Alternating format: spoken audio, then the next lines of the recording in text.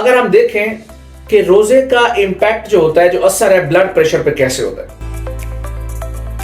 देखिए पहले ये देखते हैं कि ब्लड प्रेशर क्या होता है। ब्लड प्रेशर ये है कि जब ब्लड का जो प्रेशर होता है ना, जब खून की नालियों में जब उस पर पड़ता है, अगर वो जितना वो पड़ता है खून की नालियों पे, उसको ब्लड प्रेशर बोलते हैं।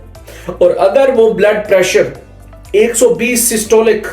120 से बढ़ जाए तो वो हाई ब्लड प्रेशर है। और डायस्टोल जो होता है, जिसको आप नीचे वाला ब्लड प्रेशर कहते हैं, अगर वो 80 से 90 या 100 पे चला जाए तो उसको हम कहते हैं कि वो हाई हो गया। तो खून की नालियों में जो खून का प्रेशर होता है उसको ब्लड प्रेशर बोलते हैं। अब ये कब बढ़ता है? जब खून की नालियों में जो खून में चर्बी होती है, अगर उस खून में मौजूद जो चर्बी है अगर वो ज्यादा है, कोलेस्ट्रॉल, ट्राइग्लिसराइड और भी बहुत सारे जो चर्बी के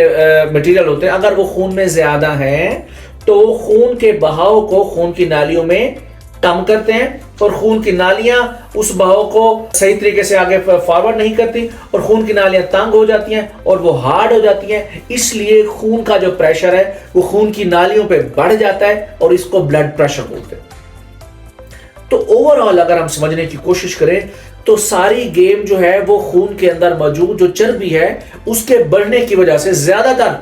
केसेस में ब्लड प्रेशर बढ़ता है। अब अगर रोजे को देखें, रोजे से क्या होता है, जब आप फास्टिंग करते हैं तो आप एक मखसूस मुद्दत तक, मखसूस टाइम तक आप खाना पीना बंद कर देते हैं।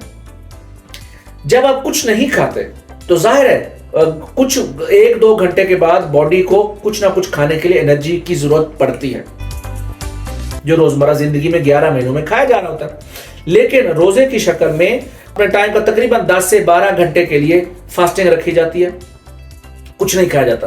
तो अब होता क्या है, जो 2-4 घंटे के बाद जो बॉडी को एनर्जी चाहिए वो क्या होता है, ऊपर से आप नहीं लेते, बल्कि आपकी बॉडी में जो एक्स्ट्रा फैट होता है, पेट के अंदर जो फैट होता है, जो चर्बी पड़ी होती है, स्टोर्ड एक्स्ट्रा वाफिर मिकदार में जो खून में चर्बी पड़ी होती है, पेट में, आपकी हिप में, आपकी गर्दन पे, पूरे जिस्म में जहां जहां पे चर्बी पड़ी हुई है, तो वो एनर्जी स्टोरेज एक इश्यूज होते हैं, उनमें भी एनर्जी स्टोर होती है, फैट में भी एनर्जी होती है जो वाफिर होने की शक्ल में उसमें मौजूद रहती है। लेकिन सोचें, जब आपकी बॉडी को एक खास टाइम पीरियड तक एनर्जी बाहर से, पानी, खाना पीना सब कुछ बंद रहता है, तो आपकी बॉडी